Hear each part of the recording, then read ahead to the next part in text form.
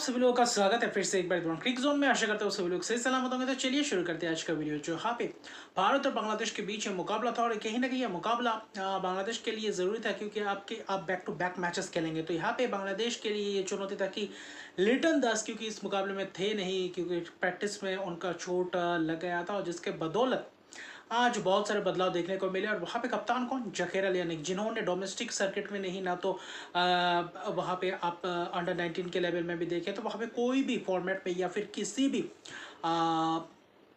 देखे तो लेवल पे कप्तानी नहीं किया। तो उनका पहला इंटरनेशनल करियर में ही कप्तानी करने को मिला, वो भी लिटन दास के जगह पे। और कहीं ना कहीं मैं बदलाव से थोड़ा बहुत असमंजस में था, क्यों आप एक अच्छा खासा बल्लेबाज ला सकते हैं। नूरुल हसन सोहान को बिल्कुल आज डालना ज़रूरी था, मुझे ऐसा लग रहा था।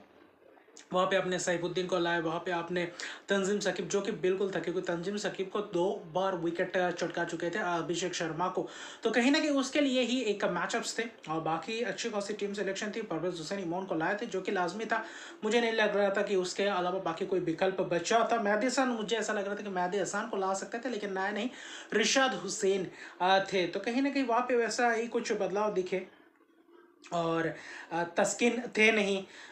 तो वहाँ पे वही कोशिश थी, मुझे लग रहा था कि शायद तस्किन खेल सकते हैं, लेकिन वो हुआ नहीं। तंजीम साकिब है, जो कि एक अच्छी खासी थी, लेकिन भारतीय टीम वही एक टीम के साथ उतरी थी, उसी प्लेइंग 11 के साथ। लेकिन जो टॉस जीता बांग्लादेश, पहले गेंदबाजी करने का फैसला, बल्लेबाजी में जो धाकर अंदाज में पहले बल्लेबाजी करते हुए नजर आ। पावर प्ले में अगर 2 भागों में बटे तो वहाँ पे आप देख सकते हैं पहला 3 ओवर 17 रन, जहाँ पे 2 ओवर तंजीम साकिब डालते बेहतर उमदा किस्म की गेंदबाजी, अच्छी खासी गेंदबाजी करते हुए नजर आए। आज पहले गेंद में ही सिंगल लेते हुए नजर आए वहाँ पे अभिषेक शर्मा। और कहीं ना कहीं पहला 2-3 ओवर ऐसा देख के लगा कि यहाँ पे कुछ अलग सा माहौल बन चुका है। हालांकि पिच अच्छा खासा था बल्लेबाजी के लिए, लेकिन जब चौथा ओवर लेकर आते हैं नसूम अहमद, और जैसा कि मैंने बताया था पिछले वीडियो में कि क्या अभिषेक शर्मा के खिलाफ एक अच्छा खासा मैचअप देखने को मिल सकते हैं, क्योंकि भले ही लेफ्ट आर्म स्पिनर हो, क्या वो स्पिनर के खिलाफ वही आक्रामक कर पाएंगे जो तेज गेंदबाजों के खिलाफ करते हुए नजर आए थे पावर प्ले में। और वही किया आज नसूम अहमद को, जो प्रहार के पहला छक्का तो कहीं ना कहीं चौका छक्का लगाया उसी ओवर में शुभमन गिल, उसके बाद छक्के की बौछार कर दिया कौन, अभिषेक शर्मा। लगातार 2 ओवर में वहां पे मुस्तफिजुर के ओवर में भी 2 छक्के लगाए। तो पावर प्ले में जबरदस्त रहा। पहला 3 ओवर 17 रन, और अगले 3 ओवर कहीं ना कहीं आप देखें तो 55 रन के करीब बना चुके थे, यानी कि पावर प्ले में 72 रन। सैफुद्दीन को लगातार 4 चौके लगाते हुए नजर आए। तो बेहतर क्लास दिखा, जबरदस्त बल्लेबाजी, आक्रामकता बल्लेबाजी में दिखा, वही इंटेंट दिखा जो हर मैचेस में करते हुए आ रहे थे अभिषेक शर्मा, और जबरदस्त था। पावर प्ले जाता है, रिशाद हुसैन के चौका लगाते हैं, रिशाद हुसैन को लाते हैं, वहां पे शुभमन गिल अपना विकेट दे बैठते, छक्का मारने की फिराक में लॉन्ग ऑफ के हाथों कैच दे बैठते, और वहां पे 29 रन बनाते 19 गेंदों में, जहां पे एक अच्छी खासी स्ट्राइक रेट से बल्लेबाजी की तेजी दिखा। दोनों के बीच 77 रन की पार्टनरशिप पावर प्ले, उमदा किस्म के पावर प्ले गया। उसके बाद कहीं ना कहीं थोड़ा बहुत धीमा सा किया, वहां पे शिवम दुबे को लाया, शिवम दुबे ने 2 रन बनाए, क्योंकि फ्लोटर के तौर पे लाए थे। ऐसा लग रहा था कि वहां पे पावर प्ले में 72 रन बना चुके, तो वहां पे तेजी से और रन बटोरने की कोशिश में थे। फिर कहीं ना कहीं सईफ हसन ने जो बीच में 2 ओवर किया, उमदा किस्म की गेंदबाजी। तो सईफ हसन ही आज बांग्लादेश के लिए पूरी तरीके से डटे हुए थे, चाहे गेंदबाजी में हो चाहे बल्लेबाजी में। 2 ओवर के दोनों ही ओवर किफायती स्पेल्स के, भले ही अभिषेक शर्मा खड़े थे, उसके बावजूद भी शिवम दुबे को कहीं ना कहीं रिशाद हुसैन नहीं चलता क्या। तो रिशाद हुसैन ने 2 ओवर में भले ही उनके खिलाफ रन खाए हो, लेकिन दोनों ही ओवर में जबरदस्त विकेट चटकाए। तो वो 3-4 ओवर थोड़ा बहुत रुक सा गया था रनों की गति। वहां पे फिर भी छक्के लगाते हुए नजर आए आपके अभिषेक शर्मा। 1 ओवर में छक्का लगाते चौका लगाते तो जबरदस्त दिखते हैं। तो 10वें ओवर के बाद जो 11वें ओवर लेकर आते हैं सैफुद्दीन, उनको छक्के चौकों की बौछार करते हैं अभिषेक शर्मा, यानी कि अभिषेक शर्मा रुकने का नाम नहीं ले रहे थे, और 75 रन बना चुके थे। फिर कहीं ना कहीं मुस्तफिजुर रहमान आता है, और वही ओवर कहीं ना कहीं वहां पे बांग्लादेश को वापसी की राह देखने को मिल जाता है, क्योंकि 11वें ओवर तक देखे तो अगर खासतौर पर शिवम दुबे का विकेट जाता है, तो वहां पे रिशाद हुसैन ने चलता है कि वही कैच दे बैठे लॉन्ग ऑफ में। तो उसके अलावा देखें तो सूर्य कुमार यादव गेंदे ले रहे थे, उतना रन सा नहीं था, तो उतना खास कंफर्टेबल दिखे नहीं। अभिषेक शर्मा 112 रन पे 11 ओवर तक 112 रन, जबरदस्त 10 के रन रेट से चल रहा था। बेहतर ऐसा लग रहा था कि 200 प्लस रन हो सकते हैं अगर अभिषेक शर्मा वहां पे और 4-5 ओवर टिक जाते। तो अभिषेक शर्मा एक रन आउट होता है, और वही रन आउट कहीं ना कहीं 75 रन बना देता है। फिर से एक और बार जो पाकिस्तान के खिलाफ किया था वैसे ही रन्स बनाकर आखिर में शतक या पारी से चूक गए। अगर यही बल्लेबाज ऐसा आउट ना होकर अगर थोड़ा बहुत और 1-2-3 ओवर ले लेते, तो शायद अभिषेक शर्मा वहां पे भी शतक की पारी खेलते। लेकिन 37 गेंद में जो 75 रन बने, जहाँ पे 5 छक्के 6 चौके, उसमें उम्दा किस्म की बल्लेबाजी और वो आक्रामकता दिखाई दिया, वो बल्लेबाजी का जो अंदाज दिखा वो बेहतर दिखा। तो अभिषेक शर्मा जो एशिया कप में खास तौर पे अपना प्रभाव डाल रहे वो कहीं ना कहीं लाजवाब तो खटखटा रहे हैं ओडीआई में टीम में आने के लिए। तो ये एक ज़बरदस्त सलामी जोड़ी बन सकता है। तो अभिषेक शर्मा रनआउट होते हैं, वरना आज बेहतर दिख रहे थे। और अभिषेक शर्मा का जब विकेट गिरता है उसके बाद कहीं ना कहीं हार्दिक पांड्या आते हैं, एक छक्का लगाते हैं रिशाद हुसैन, उसके बाद कहीं ना कहीं नसूम अहमद हो, तंजीम सकीब हो। तंजीम सकीब ने भी बेहतर पहला 3 ओवर था, उम्दा किस्म के पावर प्ले में 2 ओवर, उसके बाद जो 1 ओवर के बेहतर किया तो वहाँ पे रनों की गति बहुत ही थम सी गई थी। और कहीं ना कहीं अगर आप देखें तो 11वें ओवर में 112 रन थे, तो 15वें ओवर तक 132 रन, तो ज़्यादा रन आए नहीं, 20-21 रन ही आए। तो कहीं ना कहीं अभिषेक शर्मा के विकेट गिरने के बाद वहाँ पे भले ही तंजीम सकीब ने कहीं ना कहीं सूर्या कुमार तिलक वर्मा को विकेट चटकाया, तिलक वर्मा का, फिर कहीं ना कहीं सूर्या कुमार को वही डाउन द लेग जाता हुआ ग्लव्स में लगा कैच पकड़ा, तो वैसे ही कुछ रहा अंदाज। फिर भी अक्षर पटेल है, अक्षर पटेल ने भी गेंद बहुत लिया और हार्दिक पांड्या ने कोशिश की थी। हार्दिक पांड्या आखिर में थोड़ा बहुत डटे रहे, एक एंड में डटे रहे, जिसके कारण थोड़ा बहुत रन हुआ, वरना रन बिल्कुल भी नहीं आ रहा था। चाहे आप मुस्तफिजुर की बात करें, चाहे आप नसूम की बात करें, एक ओवर जहाँ पे 2 चौका लगा था, एक नो बॉल भी था तंजीम सकीब के ओवर में, वहाँ पे 2 चौके लगाए थे हार्दिक पांड्या। उसके अलावा हार्दिक पांड्या भी बहुत ही धीमे थे और कहीं ना कहीं जबरदस्त फिनिश किया बांग्लादेश ने, जहाँ पे 72 रन थे पावर प्ले में 6 ओवर के बाद, जहाँ पे अभिषेक शर्मा 11वें ओवर एक गेंद में अपना विकेट गंवा देते और रन आउट, वहाँ पे 112 रन था। उसके बावजूद वहाँ के आखिरी के 9 ओवर में आप सिर्फ और सिर्फ अगर आप खास तौर पे देखें तो 52 रन आते हैं, यानी कि 6 के रन रेट से, रन बॉल से भी कम। तो वहाँ पे थोड़ा बहुत चिंताजनक बात है। और मैंने पहले भी ऐसा बोला है कि एशिया कप में अभिषेक शर्मा जिस इंटेंट के साथ बल्लेबाजी कर रहे हैं, बाकी बल्लेबाज उस इंटेंट के साथ नहीं। भले ही शुभमन गिल ने पिछले सुपर 4 में जो अंदाज में दिखाया, लेकिन उसके अलावा भले ही कुछ तिलक वर्मा हो, सूर्या कुमार हो, वहाँ पे अब संजू सैमसन और रन्स तो बनाए, हार्दिक पांड्या ने आज बनाया, लेकिन उस अंदाज में नहीं जिस अंदाज में टी20 में खेला जाना चाहिए। और कहीं ना कहीं अभिषेक शर्मा के विकेट गिरने के बाद कहीं ना कहीं फिर धीमा हो जाता है, वहाँ पे मोमेंटम दूसरे टीमों के खिलाफ शिफ्ट होता हुआ दिखता है। हालांकि 2 विकेट रिशाद हुसैन 27 रन देकर बाकी किफायती स्पेल्स तो किए थे। तंजीम सकीब आखिरी ओवर में 14 रन दिया था, वरना बहुत ही जबरदस्त गेंदबाजी। नासिम अहमद महंगे रहे, मुस्तफिजुर ने अपनी कोशिश की थी एक्सपीरियंस को जोड़ने की, वहाँ पे थोड़ा बहुत सफल भी हुए थे। लेकिन कुल मिलाकर देखें तो जबरदस्त रहा, जो कमबैक था बांग्लादेश का बेहतर था।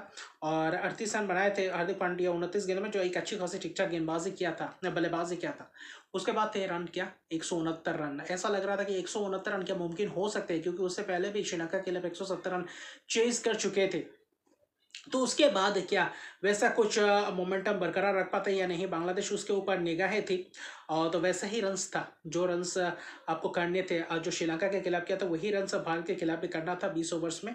लेकिन शुरुआत जो गेंदबाजी किया वहाँ पे आपके हार्दिक पांड्या आज ओपन करने थे, तंजीम तमीम और कहीं ना कहीं सईफ, और जो सईफ हसन को मौका मिला है जब से, वहाँ पे बेहतर अंदाज में उस मौके को बनाते हुए नजर आया। कहीं ना कहीं आज भी वही पारी खेलते हुए नजर आए, लगातार कंसिस्टेंसी मेंटेन करते हुए नजर। तो यही एक खिलाड़ी बांग्लादेश के लिए जो मौका, यंग टैलेंट है, भरपूर अंदाज में इस मुकाबले में क्या ज़बरदस्त मुकाबला किया। और कहीं ना कहीं शुरुआती क्षण से देखें तो हार्दिक पांड्या का ओवर ज़बरदस्त रहा।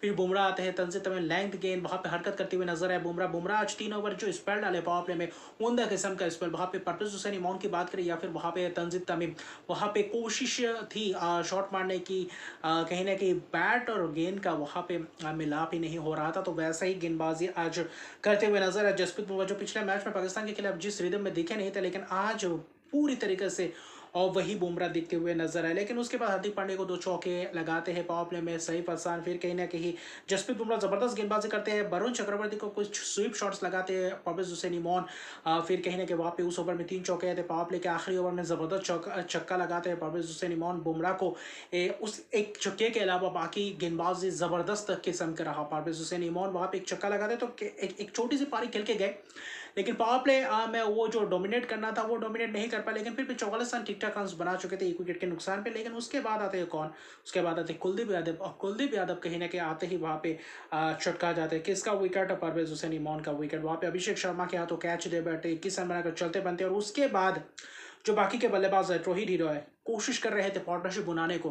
अब वहां पे सईफ हसन जबरदस्त दिख रहे थे, तो वहां पे 1-2 ओवर कुलदीप यादव अक्षर पटेल बेहतर गए, लेकिन 10वें ओवर से जो सईफ हसन ने छक्के की बौछार करते हुए नजर आए, अक्षर पटेल को छक्का लगाते हैं, सिंगल रन लेकर नॉन स्ट्राइकर पे आते हैं, फिर कहीं ना कहीं रोहित हीरो लप्पे मारने जाते हैं, लॉन्ग ऑन के हाथों कैच देते बैठते हैं, फिर कहीं ना कहीं अगला ओवर वरुण चक्रवर्ती आते हैं, वहां पे भी डाउन द ग्राउंड एक छक्का, जबरदस्त छक्का, सिंगल लेकर इधर आते हैं, फिर कहीं ना कहीं वहां पे किसके विकेट, शमीम हुसैन पढ़ के ऐसा लगा टर्न करते हुए दिखेंगे, लेकिन पढ़ के गिरा सीधा वहां पे कवर्स की तरफ मारने गए, वहां पे शून्य पे चलते बने। तो कहीं ना कहीं वहां पे बल्लेबाजों से चूक हुआ, वहां पे अगर थोड़ा बहुत धैर्य दिखाते वहां पे सिंगल्स डबल्स होता, क्योंकि लगातार छक्के आ रहे थे 2-3 ओवरों से, और वहां पे आपको चाहिए था 8-9 रन के करीब वहां पे रन्स को मेंटेन करना, वहां पे आ चुके थे, लेकिन वहां पे आपने सईफ हसन का वो साथ नहीं दिया। और शमीम हुसैन की बात करें या फिर आप रोहित हीरो की बात करें या फिर जकीर अली की बात करें, वहां पे अक्षर पटेल को भी एक जबरदस्त छक्के लगाते हुए नजर आए। अक्षर पटेल को छक्के पे छक्के लगाया, आखिरी के 3 ओवर्स जो अपने स्पेल के थे पूरी तरीके से साइफ हसन का क्लास दिखाई दिया। वहाँ पे वरुण चक्रवर्ती आते हैं, एक रनआउट होता है, वहाँ पे सिंगल लेने जाते हैं साइफ हसन, वहाँ पे जकीर अली ने कप्तान रनआउट हो जाता है, तो वरना कप्तान का उस वक्त रहना जरूरी था। तो वहाँ पे कुछ गुच्छों में 2-3 विकेट गिरे, जिसने शमीम हुसैन, वहाँ पे रोहित हीरो और जकीर अली ने वहाँ पे वो 2-3 विकेट वही कहीं ना कहीं मैच का रुख पलट दिया। फिर कहीं ना कहीं अक्षर पटेल को 2 छक्के लगाते, जबरदस्त छक्के, लॉन्ग ऑन और लॉन्ग ऑफ के दरमियान वहां पे 2 छक्के लगाते बेहतर अंदाज में। सईफ हसन उमदा किस्म का अलग ही अंदाज में दिख रहे थे, बाकी के बल्लेबाज अलग, ऐसा लग रहा था कि अलग ही पिच पे खेल रहे थे। लेकिन कुलदीप यादव आते हैं, फिर वरुण चक्रवर्ती विकेट चटकाते हैं, सैफुद्दीन छक्के मारने जाते वहां पे कैच। आज कैच बहुत सारे छूटे, आज सईफ हसन का कैच अक्षर पटेल ने छोड़ा, शिवम दुबे ने छोड़ा, वहां पे अभिषेक शर्मा से छूटा, तो ये 3-4 कैचेस, बहुत कैचेस, यानी कुल मिलाकर 5-6 कैचेस तो छूटे ही। तो आज भी फिर से वही खराब फील्डिंग मैं कहूंगा, बांग्लादेशियों से भी छूटा था एक आध, लेकिन कहीं ना कहीं भारतीय फील्डिंग बहुत ही खराब था आज कैचेस के मामले में खासतौर पे। उसके बाद कुलदीप आते हैं, 2 विकेट जबरदस्त चटकाते हैं, तंजीम सकीब को स्लॉग स्वीप मारने जाते, वहाँ पे गुगली में बोल करते हैं, रिशाद हुसैन को चलता करते हैं, तो तिलक वर्मा वहाँ पे कैच पकड़ते, तो वही आखिर में जो बुमराह ने भी विकेट चटकाया, तो आखिर में वही औपचारिकता ही था।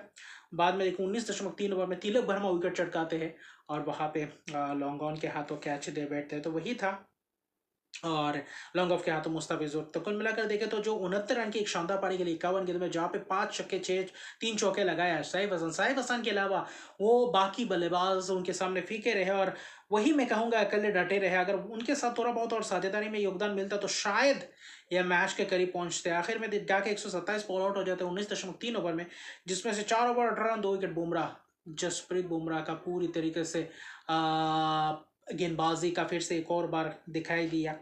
Varun Chakravarthy 2 wicket, Kuldeep Yadav 4 over 18 run 3 wicket, यानी कि कुलदीप यादव जबरदस्त कंसिस्टेंसी मेंटेन करते हुए नजर आए। कुलदीप यादव अच्छी खासी विकेट टेकिंग ऑप्शन से और हर मैदान में वो विकेट्स चटकाते हुए दिखाए हैं। और अक्षर पटेल थोड़ा बहुत महंगे रहे, जहाँ पे आखिरी के 3 ओवर उनके स्पेल में जो 4 छक्के लगाए वो सईफ हसन, तो सईफ हसन का करारा प्रहार। और बाकी कुल मिलाकर देखें तो तिलक वर्मा 1 विकेट चटकाते, लेकिन वही सईफ हसन को 69 रन, उसके अलावा बाकी बल्लेबाजों से कोई रन नहीं।